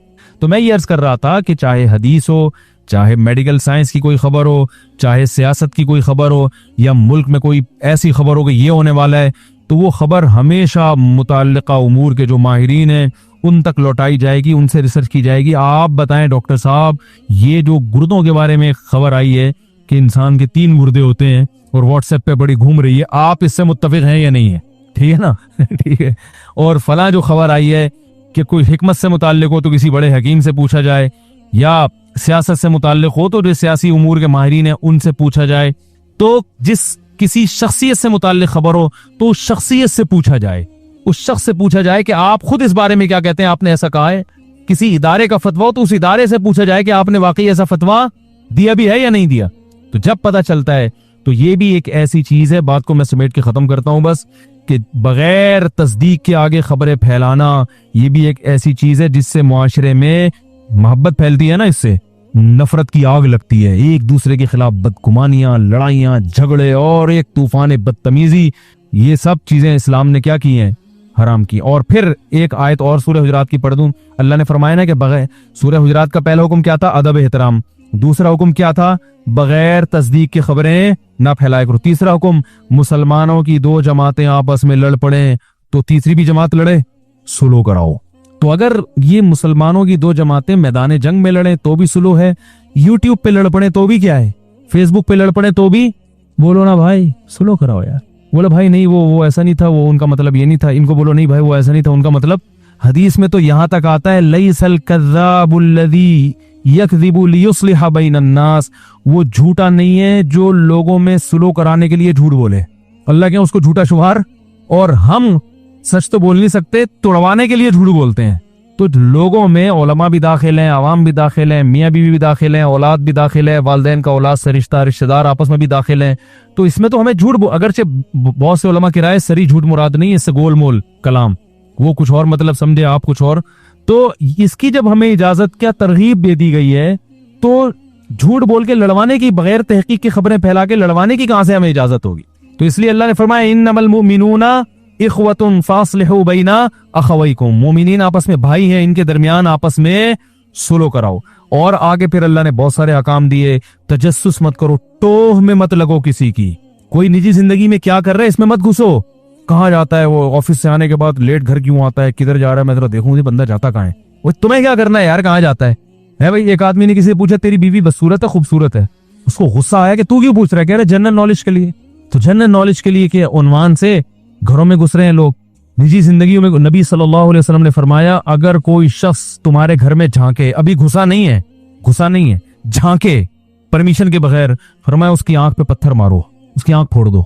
यानी सॉरी, ये नहीं फरमाया कि आंख फोड़ दो, फरमाया किसी ने पत्थर उठा के आंख फोड़ दी तो जमान नहीं है, फोड़ने के लिए नहीं है, उसने तो वैसे ही पत्थर उड़ा के मेरे घर में झांक क्यों रहा है, वैसे ही पत्थर मारा और इत्तेफाक से क्या हो गया, तो कोई जमान नहीं है। ये हदीस में आता है। कितनी शदीद वईद है कि अभी घुसा नहीं है, सिर्फ झांक रहा है। वजह क्या है कि भाई जब वो उसकी प्राइवेट जिंदगी, आप क्यों उस पे उलझ रहे हो। और आप बताओ, हमारे यहाँ यूट्यूब पे जब किसी को इज्जतों को उछाला जाता है तो उनके घरेलू हालात डिस्कस किए जाते हैं कि नहीं, अबे फलां ने अपनी बीवी को तलाक दे दी है, पता है क्यों दी है, अबे फलां तो फलां की लेडी को लेके भाग गया, अबे ये जो फलां ने शादी की, मुझे पता है सेटिंग की शादी है ये भाई इतनी बातें घरों में घुस रहे हैं, रैकियां कर रहे हैं, ये कहां से आ रहा है, किधर जा रहा है, ये क्या कर रहा है, ये क्यों कर रहा है, ये निजी जिंदगी लोगों की तबसरा। अच्छा, फिर उसमें भी ये अक्सर ये क्या होता है कि ये जो मशहूर लोग होते हैं ना, इनकी मियाँ बीवी में अलहदगी होती है तो इनकी औरतें आके फिर क्लिप रिकॉर्ड करवाती हैं, इंटरव्यू देती हैं, मेरे मियाँ ने ये जुल्म किया, मेरे मियाँ ने ये जुल्म किया, लोगों ने मियाँ को गालियां दी हुई होती है नीचे। ओ भाई, ये तुम्हें क्या पता किया भी है कि नहीं किया। या कभी मियाँ आगे रिकॉर्ड करवा रहा होता है, हम दोनों का रिश्ता, जो मशहूर शख्सियात होते हैं ना, जो पहले से मीडिया पे आ रहे होते हैं, वो असल में एक्चुअली ये हुआ था, ये यूं कर रही थी, तो औरत को गालियां दे रहे होते हैं लोग। छोड़ो, मिट्टी डालो भाई, ओ भाई अलहदगी हो गई, मियाँ बीवी तो भाड़ बजा, हमें क्या करना है। इतना घुसते हैं, हर घर की खबर, उस घर में ये हो रहा है, उस घर में ये हो रहा है, फलां की बेटी पर्दा करती है, फलां की बच्चे की इतनी सेटिंग चल रही है, फलां ये करता है, फलां वो करता है। तो जो भी कर रहा है भाई, आपसे उसके बारे में सवाल नहीं होगा। लर्न फ्रॉम वाला तजस्सू, जासूसी मत करो। सिर्फ जासूसी जंग के मौके पर जायज है, समझ रहे हो, खुफिया एजेंसियों के लिए जासूसी जायज है, वो भी आपकी निजी जिंदगी की नहीं, बल्कि ये कि ये इतनी एक्टिविटीज नोट करना कि भाई कंट्री के खिलाफ तो कोई काम नहीं कर रहा। एजेंसी वाले गड़बड़ पता है क्या करते हैं, वो आपकी जो जैसे इसको किसी ऑफिसर ने जिम्मेदारी लगाई ना कि फला मौलाना साहब आजकल बड़े चहक रहे हैं, देखो कहीं एक रॉ का एजेंट तो नहीं है, ये कहीं जो है ना कोई और मुल्क के खिलाफ तो नहीं है, जरा इसकी तहकीक करो। वो एजेंसी वाला क्या करेगा, निजी जिंदगी में घुस जाएगा, आपके लैपटॉप निकाल के आपकी बीवी की तस्वीरें देखना शुरू कर देगा। और क्या करेगा, वो हर वो सारे घरेलू राज जानने की कोशिश में इसका गलत फायदा उठा रहे हो। ये बहुत होता है लोगों के साथ। कोई मशहूर शख्सियत है, कोई सियासतदान है, उसके बारे में इंक्वायरी एजेंसी वाले करते हैं तो इतनी महदूद नहीं रखते कि भाई बस इतना देख लो मुल्क के खिलाफ है नहीं, उसके घर में घुसने की क्या जरूरत है तुम्हें। मैं पहले मेरे पीछे एजेंसीज बहुत लगती थी, अब तो शुक्र है उनको इत्मीनान हो गया, ये मुल्क के खिलाफ नहीं। हम खुदा की कसम बहुत सौ से ज्यादा इस मुल्क से मोहब्बत करते हैं, और ये सिर्फ हवाई दावे नहीं है। हम अगर वो अपनी कुर्बानियां बताएं कि हमने इस मुल्क के लिए क्या किया, तो वो एक अलग टॉपिक शुरू हो जाएगा। हकीकत में इस मुल्क से हमारे उलमा ने हमें ये सिखाया है कि ये मुल्क है तो हम हैं, इस्लाम है, अगर ये मुल्क खत्म हो गया तो जैसे बगदाद का सुकूत हुआ था ना, उससे इस्लाम को फायदा हुआ, नुकसान हुआ। उसके बाद खिलाफत उस्मानिया का खात्मा हुआ, उसके बाद मुगलिया सल्तनत का खात्मा हुआ, फिर खिलाफत उस्मानिया, फिर उस सबसे पहले हुई खिलाफत बगदाद खत्म। बगदाद की खिलाफत के बाद मुसलमानों पर दूसरा जवाल आया, उंदलुस की खिलाफत खत्म हुई है। उसके बाद मुसलमानों पर जवाल आया बर्रे सगीर पर, मुगलिया सल्तनत की वाट लग गई, खत्म हो गई। फिर जवाल आया, खिलाफत उस्मानिया खत्म हुई। अब बड़े बड़े माहिर उलमा से मैंने सुना है कि अब अगर इस्लाम एक पावरफुल हैसियत में कहीं है तो वो पाकिस्तान में है। यानी जिसकी एक पावर है ना, एक पावरफुल आर्मी है जिस मुल्क के पास। सऊदी अरब के पास आर्मी नहीं है, तुर्की के पास आर्मी है, मगर वहां इस्लामी शियार इतने ज्यादा नहीं है। 50% तैयब उर्दुगान जब तक है तो है, अगर अल्लाह न करे उसको शिकस्त होगी तो फिर लिबरल हुकूमत आ जाएगी। बिल्कुल ही, यानी उनके आइन में इस्लाम नहीं है। हमारा तो आइन इस्लामी है भाई, हम तो इससे पीछे नहीं हट सकते। ठीक है, दर्जनों खराबियां हैं, लेकिन आइन में ही पहली शिक है कि कुरान और सुन्नत के मुनाफी कोई कानून नहीं बनेगा। आगे जितनी कानून साजी होगी इसके मुताबिक होगी, वो अगरचे नहीं हो रही, लेकिन रीढ़ की हड्डी में इस्लाम शामिल हो गया है। तो हमारा ये अकीदा है कि अब अगर अल्लाह न करे पाकिस्तान को कुछ हुआ तो ये ऐसा सुकूत होगा कि उसके बाद उठने के काबिल नहीं रहेंगे। बहुत सारे मुल्क मुसीबतों से पाकिस्तान की वजह से बचे हुए हैं। तो वो क्या होता था कि मेरे घर आके बैठते थे और क्या कर रहे हैं, दराजों में घुस रहे हैं, अलमारियों में घुस रहे हैं। ओ भाई, तुम दराजों में अलमारी में क्यों घुस रहे हो? तुम बिलफर्ज अगर एजेंसी के आदमी हो, तुम्हें हुकूमत ने, ये मेरे 10-15 साल पुरानी बात है, जब दहशतगर्दी उरूज पर थी ना, तो वो उनकी जिम्मेदारी भी थी, देखें जो मशहूर लोग हैं जरा उनको। तो भाई ठीक है आप घुसो, लेकिन ड्रॉज में क्यों घुस रहा है भाई तू? यहाँ के बम रखा हुआ होगा क्या यहाँ पे? वो क्या है, अपनी ठरक। एजेंसियों ने उनके जिम्मे, ये टुच्चे होते हैं छोटे छोटे जो होते हैं ना, घूम रहे होते हैं। एजेंसी में जो ऑफिसर है उसने उनको यहां तक जाने की इजाजत नहीं दी होती, लेकिन वो अपनी जाति के राज पे मुत्तले हो जाऊं किसी तरह, फिर मैं जाती तौर पे ब्लैकमेल करूंगा। समझ रहे हैं ना? कंप्यूटर में घुस रहा है, कभी क्या क्या कर रहा है, क्या मैं अंदाजा हो जाता है बंदा ठीक नहीं है। ये भी मुमकिन है एजेंसी का ना हो, वैसे ही कोई बंदा आ गया हो, आप किसी को मेहमान के तौर पे कमरे में बिठा के जाएं और वो आपकी ड्रॉजें खोल खोल के चेक करना शुरू कर दे। आप चाय बनाने के लिए गए और वो, तो ये घटिया और नीच हरकत है या नहीं है? भाई तुम्हें यहाँ बिठा गए, तमीज से बैठो यार। ड्रॉज खोल के देख रहा है और जो है वो कंप्यूटर खोल के देख रहा है। आप किसी को मोबाइल पकड़ा दो, फौरन इनबॉक्स में जाके मैसेज पढ़ना शुरू कर देगा वो। तो ये है ला तजस्ससु। अल्लाह फरमाते हैं जासूसी सिर्फ उसकी होगी जो जिसके बारे में आपको खतरा है कि मुल्क के खिलाफ तो नहीं जा रही है, तो उसकी भी जासूसी इतनी होगी जितनी मुल्क के दिफा के लिए जरूरी है। उसकी खतने चेक करना शुरू कर दें आप बैठ के बाकायदा। चलो खतने इस नीयत से कि कहीं ऐसा ना हो कि वहां का एजेंट हो, वो भी चलता है। तो ये कर रहे हैं लोग ये काम। तो ये है तजस्सुस, ये इस्लाम में क्या है, हराम है। एक दफा क्या हुआ, हमारे पड़ोस में ना खिड़की खुलती है, यानी हमारे मेन गेट से दूसरी तरफ, वो हमारी खिड़की नहीं, उनकी खिड़की हमारी तरफ खुलती है, हमारे घर की तरफ नहीं, दरवाजे की तरफ। तो उधर टीवी चल रहा था। अब एक खातून आई, उनकी नजर खिड़की में बड़ी फिल्म चल रही है या टीवी चल रहा है या क्या, वल्लाहु आलम, अक्सर फिल्में ही चल रही होती है टीवी में, उनको अंदाजा हो गया टीवी चल रहा है। अब वो हमारे घर में के इंसान को एक रूहानी तौर पर, अखलाकी, जिसको हम रूहानी कह देते हैं, वो अखलाकी तौर पर इंसान बुलंदी तक कैसे पहुंच सकता है, जिसे हम आसान जबान में कहते हैं इंसान अच्छा इंसान कैसे बन सकता है। ये भी एक साइंस है जो यूरोप में पढ़ी जाती है, पढ़ाई जाती है। तो ये वाली जो साइंस है ना, सोशल साइंस जिसको कहा जाता है, एक है मेडिकल साइंस। डॉक्टर क्या करेगा, आपकी सेहत को साइंस की रोशनी में अच्छा कर देगा। डोले शोले बन गए आपके, कोलेस्ट्रॉल फ्री हो गए आप, यानी इतना कोलेस्ट्रॉल जितना जरूरी है, वेट आपका बढ़ा दिया, लेकिन इससे अच्छा थोड़ी बन जाएगा। हो सकता है वो चोर निकले, हो सकता है इसी सेहत को वो डकैती में इस्तेमाल करे, हो सकता है वो अपने माँ बाप का गला घोड़ दे। तो अच्छा बनाने के लिए यूरोप ने जब मजहब को निकाला ना अपनी यूनिवर्सिटियों से, ईसाइयत से बगावत की उन्होंने, तो अच्छा बनाने के लिए उन्होंने क्या तरीका इख्तियार किया कि इंसान को अच्छा बच्चा बनाने के लिए भी एक अकल की रोशनी में और हवास की रोशनी में एक इल्म वज़ा किया, जिसको सोशल साइंस कहा जाता है, कि भाई उसके बिना भी क्या मुशाहिदे पर है। तो मुशाहिदात की रोशनी में हम ये फैसला करेंगे, तजर्बात की रोशनी में, मुशाहिदात की रोशनी में हम एक्सप्लेन करेंगे कि अच्छे की डेफिनेशन क्या है और अच्छा इंसान किसे कहते हैं। यहां भी गड़बड़ कर दी, यहां भी क्या कर दी, भाई आप जो तजर्बे कर रहे हो तो उस सोसाइटी में कर रहे हो जो पहले से बनी हुई है, हो सकता है ये अच्छी हो ही नहीं। आप लोग की समझ में नहीं आ रहा तो किसकी समझ में आएगा? सोसाइटी, कल्चर एक दूसरे के कितने डिफरेंट होते हैं ना। आप कल्चर को अपना बाप बना रहे हो तो कल्चर को तो आपने पहले फर्ज कर लिया कि ठीक है, हो सकता है ये कल्चर ही गलत हो। यहां भी इंसान खुदा की कसम घोड़े दौड़ाता रहेगा अकल के, कभी किसी एक पॉइंट पे दो फिलोसफर भी जमा नहीं हो सकते। नतीजा क्या निकला, उनमें इतना इख्तिलाफ हुआ ना। मिसाल के तौर पर निकाह करके रहना चाहिए या जिना करना चाहिए, अकल कोई रहनुमाई करेगी यहाँ पे? कुछ लोग कहेंगे नहीं जी, जोड़ों की शक्ल में रहना चाहिए, निकाह हो, इससे तमीज अब्बा अम्मा चचा मामू वजूद में आते हैं। दूसरे कहता नहीं आते तो क्या हो जाएगा ठीक है ना, अगर जिना कर ले तो क्या, ये तो मजहबी लोगों ने कहा जिना बुरी चीज है तो हम रह लेते हैं, हम क्या जरूरत है। तो उनके यहाँ फिर अच्छे का होते होते ना, अच्छे की फहरिस्त से बहुत सारी चीजें निकलती चली गई। मजहब ने तो बहुत सारी चीजें डाली थी ना, जो अपने माँ बाप के साथ उफ करता है, उनकी खिदमत नहीं करता। माँ बाप ने कभी हाथ उठा लिया तो बर्दाश्त करना है तुम्हें, जो अब्बा के थप्पड़ के जवाब में वो अब्बा को थप्पड़ मार दे या पुलिस को फोन करे तो मजहब क्या कहते हैं, अच्छा आदमी है। मजहब कहते नहीं बुरा आदमी है, एहसान फरामोश है।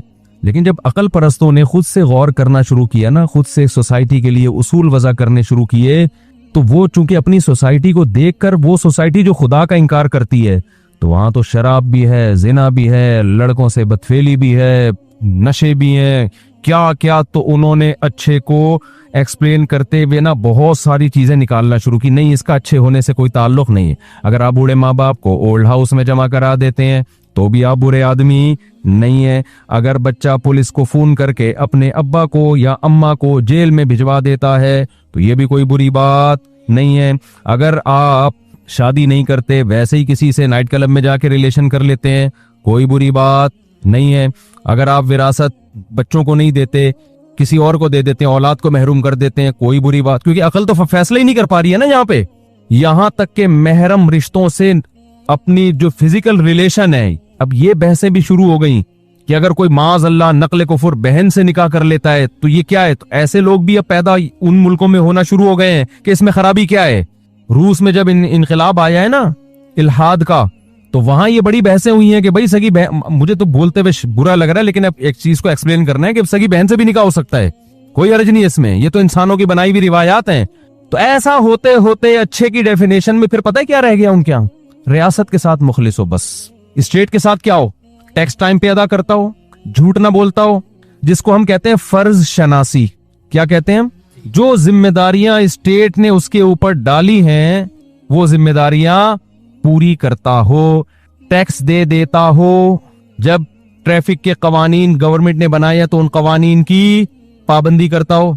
यानी खुलासा ये निकला कि रियासत को भाई कोई खतरा नहीं होना चाहिए, तमीज से चलने दो आराम से, बाकी जो मर्जी करना है करो।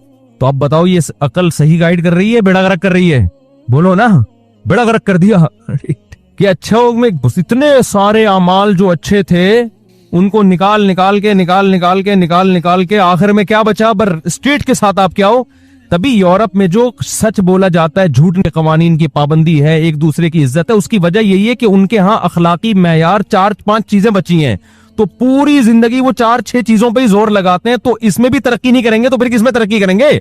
नहीं यारी बात समझ में, इन 4-5 चीजों में बहुत आगे निकल गए। वो 200 साल से इसी पर मेहनत हो रही है। सच बोलो, झूठ मत बोलो, कचरा इधर ना फेंको, डब्बे में फेंको, ये तुम्हारे बाप का रोड नहीं है, इधर फेंक रहे हो, उधर फेंको जाके। तो 200 साल ना जब मजहब को निकाला तो इसी को रिपीट, तो 4-6 चीजों में बहुत अच्छे हो गए वो। हमारे यहाँ तो भाई एक अच्छे बनने के लिए बहुत लंबी डिटेल है, बहुत सारे हुकूक हैं, बहुत सारे। बचपन से बच्चे को सिखाया जाता है, अब्बा अगर तबीयत से पेल भी देना तो मार खा के रोना है। जैसे हमें तो अब्बा जब पीटते थे तो हम थोड़ा सा दीवार की तरफ मुंह करके आधा घंटा रोते रहते थे हिचकियों से, क्योंकि हम अगर अब्बा को जवाब दे देते अब्बा आपने मुझे क्यों हाथ उठाया, तो हमारी तो खानदान में कोई इज्जत 2 टके की नहीं रहती। हमें पता है यार सोसाइटी में हम पर एक धब्बा लग जाएगा, इंतहाई बदतमीज बच्चा है तो पिटे। और अम्मा हमारी चिमटा दिखा रही है गरम गरम, करेले पके हुए खा, हमें दिल नहीं चाह रहा करेले खाने का। गोरा तो कहेगा जो दिल नहीं चाह रहा बच्चे को वो खिलाना जुल्म है, मुसावात है ना। इस्लाम क्या कहता है? भाई ठीक है, बार बार तो ऐसी चीज ना खिलाओ वरना बच्चा तो मर जाएगा, लेकिन कभी करेले भी खिलाओ यार। रोजाना ये नहीं होता कि रोजाना भिंडी पकेगी या रोजाना गोश्त पकेगा। बच्चा माँ बाप की मर्जी जो होगी वो खाएगा, कोई जहर थोड़ी खिला रहे हैं। आज तेरा बाप भी ये खाएगा, करेले खा तू। अब अम्मा हमें चिमटा दिखा रही हैं, खा भाई, हम यूं करके खा रहे हैं और उससे भी हो रहे हैं।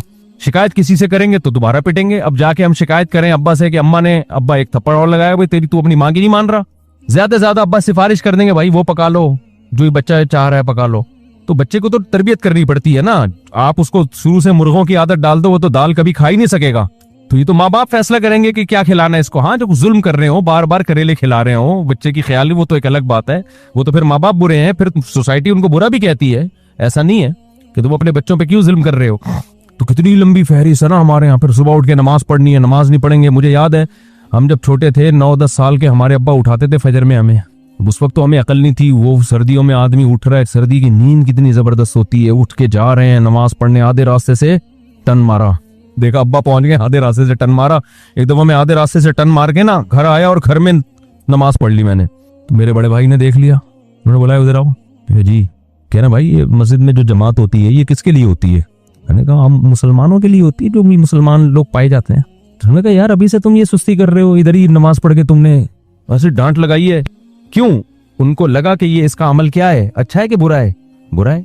लेकिन अगर आप मगरिबी दुनिया से गैर मुस्लिम से पूछेंगे तो वो शायद अब्बा को बुरा कह रहे हो कि बच्चे को सुबह सुबह क्यों उठा रहे हो। खुदा की कसम हम पर एहसान किया हमारे बाप ने, जो आप नमाज पढ़ रहे हो सुकून मिल रहा है हमें, हम पे छोड़ देते, हम तो 12 बजे सो के उठते। यही लोग जब बच्चों को स्कूल के लिए उठाओ तो इसको जुल्म नहीं कहते। भाई अगर बच्चे की जो राइट्स हैं तो फिर बच्चे को खुद फैसला करेगा बड़ा होकर कि मैंने स्कूल पढ़ना है कि नहीं पढ़ना। लेकिन आप जवाब में क्या कहते हो? जब ये फैसला करेगा ना पढ़ाई की उम्र निकल चुकी होगी, अब इसको पढ़ाना है। जब पढ़ाना है तो नमाज भी पढ़वानी है मेरे भाई। अल्लाह को मानना है, हम तो मानते हैं, स्कूल से ज्यादा हमें अल्लाह पर यकीन है कि जिस खुदा ने पैदा किया उसको कैसे भुला दे बच्चा। तो हमारे यहाँ हुकूक की फहरिस्त, फिर बड़े भाई भी थे, हमारी बड़ी बहन भी थी, छोटे भाई छोटी बहनें, उनके हुकूक, भाई ने भी पीट दिया एक दिन, सही है ना? तो एक दफा पिटे साल में, वो कोई मसला नहीं है, चलो भाई बड़ा भाई है तो हम क्या दोखड़ा सुनाएं किसी को, पिट गए भाई पिट गए तो ठीक है ना। अब ऐसा ना हो बयान में आप समझे सारी जिंदगी में पिटते ही रहे हैं और कोई काम ही नहीं हुआ है। ये तो एक साल में एक दफा हो गया ना, अब ये थोड़ी कि रोज रोज। तो अल्लाह का शुक्र है सही अच्छा सलूकी हो रहा है, और जो पिटे वो भी हमारे फायदे के लिए। फिर हमारे जो बड़े से छोटे भाई थे वो हमें सुबह कुरान पढ़ाते थे। जुल्म बच्चे पर जब होगा जब रात देर से सुलाओ और सुबह जल्दी उठाओ। रात हमें टाइम पे सुलाया जा रहा है, 8-9 घंटे की नींद हो रही है, तो अब तो उठो ना भाई। बच्चा को अगर सोने देना वो फिर भी नहीं उठेगा, वो कहेगा सोता रहो। फजर की नमाज के बाद हमारे बड़े से छोटे भाई हमें लेके बैठते थे, भाई कुरान पढ़ो बैठ के, शाबाश। वो हमें बड़ा गुस्सा आ रहा होता लेकिन बैठ रहे हो पढ़ रहे होते थे, इन्नल्लज़ीना आमनू व अमिलुस्सॉलिहाती, इस तरह पढ़ रहे होते थे। और उनका एक रोब होता था हमारे ऊपर, जबान नहीं चला सकते थे, भाई बड़े हैं तो छोटों का ख्याल, उनके भी शफकत करनी है, उनका हक नहीं मारना। तो मुस्लिम इस्लाम में हुकूक की फहरिस्त और अच्छा बनने का जो तस्वुर है वो बहुत क्या है, वसी। आपकी शादी होगी तो सारी जिंदगी बेगम का खर्चा आपने उठाना, उसके अब्बा आएंगे उनको इज्जत देना, साला आया हुआ है उससे तमीज से बात करना। दिल नहीं चाह रहा होता लेकिन बहरहाल आपको बात करनी पड़ती है। मैं अपनी बात नहीं कर रहा, दूसरों की बात कर रहा हूं। तो तमीज से बात करना। फिर और इस्लाम में आगे जाओगे तो साली की तरफ ना देखना, साली को ना देखना। अल्लाह तुम्हारी शादी इससे हुई है, इसकी बहनों से थोड़ी हुई तुम्हारी शादी जो वहां फ्री हो रहा है तू जाके। अगर आप फ्री हो गए तो इस्लाम क्या कहेगा? मैनर्स नहीं है इसमें। जिससे फ्री होना चाहिए था उससे हो नहीं रहा, जिससे नहीं होना चाहिए था उससे हो रहा है। मैनर्स नहीं है तो गैर मुस्लिम हो गया, ये सारा सेटअप क्या हो गया? खत्म। तो अब 4-5 चीजें उनके, फिर और बहुत सारे अभी भी तो नमाज है, ज़कात है, हज है, रोजा है, फिर खानदानी एहतरामात हैं। जो रिश्तेदारी तोड़ता है वो जन्नत में नहीं जाएगा, बहुत सारे। फिर खर्च करना, फिर सदका, फिर कुर्बानी, फिर ज़कात, फिर फितराने। इतनी लंबी है कि वो तभी तो इतनी मोटी मोटी फिक़ह की किताबें होती हैं जो इस्लामी कानून है, इतनी मोटी मोटी जिल्दों में, वो सब इस्लामी लॉ है। तो इसलिए भाई वो 4-5 चीजें नहीं है, हमारे यहाँ बहुत सारी हैं। तो अब पूरा जोर 4-5 चीजों में नहीं है, वो 4-5 हमारे यहाँ नॉर्मल स्टाइल में पाई जाती हैं, बहुत ज्यादा अच्छी नहीं है। लिहाजा सिग्नल की पाबंदी करते हैं, कभी देखा आंख मटक्का इधर हो कोई नहीं है तो तोड़ते हुए निकल लिए। समझ में आ रही है बात? तो ये गलत है, नहीं करना चाहिए। लेकिन वो जो चीजें गलत कर रहे हैं ना, उतनी खतरनाक हद तक हम गलत नहीं, उनमें नशा नहीं कर रहे हम। वो ट्रैफिक के कवानीन की पाबंदी करते हैं लेकिन पीते हैं। पीने की वजह से पाबंदी के बावजूद 6-8 बंदे पेलते हुए निकल जाते हैं वो पी के। हम जब पेलते हैं तो पता होता है ये बंदा इसको जागती भी हालत में केस बन सकता है। अभी वो हमारे एक दोस्त है ना, उन्होंने कहा यूके में एक बंदा पी के निकला, कोई लड़की बेचारी जा रही थी, उसके दांत तोड़ दिए शराब में। तो वो दांत तोड़ दिए, वो बेड़ा भी गरक हो गया बेचारी का, खून बह रहा है, दांत टूट गए। कोई किसास वाला केस नहीं है कि इसने दांत तोड़े तो इसके भी तोड़े जाएंगे। क्यों भाई? नशे में था तो नशे में वो एक उज़र समझा जाता है। लेकिन वही जिसने दांत तोड़े हैं जब नशे में नहीं होगा तो बड़ी तमीज से बात करेगा। फरमाइए कैसे हालत। तो लोग कहते हैं यार देखो गोरा कितनी तमीज से बात करता है और मुसलमान देखो बदतमीज कहीं का। अबे वो बदतमीजी करके भी उस तमीज से 1000 गुना बेहतर है जिसमें पीने के बाद पता ही नहीं चल रहा दांत तोड़ रहा है कि घुटना तोड़ रहा है कि टांग तोड़ रहा है, और फिर भी अच्छे का अच्छा ही है वो। नहीं यारी बात मेरा ख्याल है समझ में। और दूसरी बात ये कि जो 5-6 चीजें हमारी सोसाइटी में नहीं है, जो उनमें बहुत ज्यादा हैं, वो भी इसलिए नहीं है कि हम कौन सा मजहब को फॉलो पूरा कहाँ कर रहे हैं हम लोग। मजहब को हम ये तो मजहब ना होने की वजह से जो खराबियां हैं। अगर मजहब हमने सोसाइटी से निकाल दिया ना और पूरा उनको फॉलो किया तो जो थोड़ी बहुत अच्छाइयां रह गई हैं वो भी मार्केट से शॉर्ट हो जाएंगी। समझते हो कि नहीं समझते हो? तो इसलिए ये जो मैं बात यहां से मैंने शुरू की थी, जो मोटिवेशनल स्पीकर्स जिनके पास मजहब नहीं है, उनके पास पावरफुल मोटिवेशन नहीं है। तो मेरे पास क्लिप आते रहते हैं ना, तो वो मैं आज अपने भांजे से जिक्र कर रहा था, हम लोग आ रहे थे इकट्ठे, तो मैंने कहा यार ये मोटिवेशन स्पीकर सबकी बात नहीं कर रहा भाई, कोई ऐसा ना हो किसी स्पीकर के साथ मेरा क्लिप चला दें कि देखो इसकी बात कर रहे हैं, ऐसा कोई नहीं है। और मैंने बताया बहुत से अच्छा काम भी कर रहे हैं, लेकिन इतनी बड़ी बड़ी बातें कर रहे होते हैं ना बाज लोग, इनमें छोटी बात तो है ही नहीं इनके पास, छोटी मोटी तो बात। जब भी एक क्लिप शुरू होगा ना, एक बात कान खोल के सुन लें आप लोग, एकदम आदमी कहता है यार अब पता नहीं क्या चीज मार्केट में आने वाली, एकदम ना ऐसा लगता है जब बस अब तो खत्म भाई। अच्छा, ये YouTube और Facebook ने ना पूरी दुनिया को एक ही सफे पे इकट्ठा कर दिया है, इसका बड़ा फायदा होता है। अच्छा, मैं ऐसे कभी कभार स्पीकर को सुनता हूँ, एक बात नीचे फिर मैं करता हूँ तो मेरा क्लिप कोई आया हुआ होता है। अच्छा, इस तरह उसमें ऐसा नहीं लग रहा होता कि एक बात कान खोल के, मुझे उसमें ऐसे लग रहा होता है नॉर्मल वे में ना, बस इतना नहीं है भाई सही है ना, हल्का फुल्का ही है, कोई बहुत अच्छे बनने की जरूरत भी नहीं है, बहुत ज्यादा कामयाब होने की कोशिश करो, पैसा कमाने की, गुर्बत में मर गए तो कोई टेंशन की बात नहीं है भाई। बस मुझे खुद बड़ी टेंशन खत्म हो रही होती है ना सुन के, यार कितनी तमीज से मसला ही हल कर दिया। सक्सेस की कोशिश करो, कामयाबी की नहीं मिलती भाड़ में जाए, ऐसी की तैसी, कामयाबी गई कहाँ, दिल लेने। क्या करना है भाई, दुनिया मुसाफिर खाना है मेरे भाई, खुदा को राजी करो यार। सबसे आसान काम दुनिया में क्या है? हमारा विजन बहुत क्लियर है, हमारा दावा बहुत आसान है कि हमें खुदा ने पैदा किया, अपने लिए बनाया, उसको खुश रखो ऐसी की तैसी। समझ में आ रही है बात? कितना आसान हो गया ना। जो करना है भाई उसको खुश करने के लिए करो, और ये यकीन रखो आप जो करोगे होगा वो नहीं होगा क्या, जो अल्लाह चाहेगा। आप उसको राजी रखने की कोशिश करो, उसके लिहाज से अपना हदफ भी बनाओ, विजन भी बनाओ, मेहनत भी करो। मेहनत में कोताही हो जाए तौबा इस्तिगफार करो। 100 बार भी अगर किसी से कोई गलती होती है तो 100 बार भी तौबा करता है, अल्लाह एक बार भी उसे मायूस नहीं करता। अच्छा बनने की कोशिश में लगे रहो। अगर अल्लाह खुश है, और ये यकीन नहीं करो कि अल्लाह मुझसे खुश है, डरते रहो कि हो सकता है मुझसे नाराज हो, लेकिन उम्मीद भी रखो कि हो सकता है मुझसे खुश हो। तो हदीस में आता है जिसकी ये कंडीशन होगी ना उसकी बख्शिश लाजमी होगी, अल्लाह का ये वादा है। कोशिश में लगा रहे, मायूस ना हो। बख्शिश किसने करनी है आखिरत में? अल्लाह ने करनी है। तो जब बख्शिश अल्लाह ने कर, हमारे हजरत कितने परहेजगार थे। हजरत फरमाते थे कि मैं जब अपने अमाल को देखता हूं तो मुझे मायूसी होने लगती है, लेकिन फिर जब मैं ये सोचता हूं ना कि बख्शिश अल्लाह के हाथ में है और अल्लाह की रहमत से ही होगी, तो इतनी खुशी होती है कि भाई हमारे लिए तो अल्लाह ने कितना आसान रास्ता कि मामला अपने हाथ में रखा है। हम नालायकों में नहीं छोड़ा अल्लाह ने कि तुम जब तक तुम्हारी जिंदगी है ये उसूलों पे नहीं होगी, वक्त बख्शूंगा ही नहीं मैं तुम्हें। सही है ना? हमें कहा इंसान के बच्चे बनने की कोशिश करो, बस तुम लुढ़खुड़ाते यानी फिसलते फिसलते भी चलोगे, आओगे तो बख्शना किसने है? मैंने है ना, मैंने बख्शना है। तो बस मुझे राजी करने की कोशिश में लगे रहो। गलती होती है तौबा करो, माफी मांगो।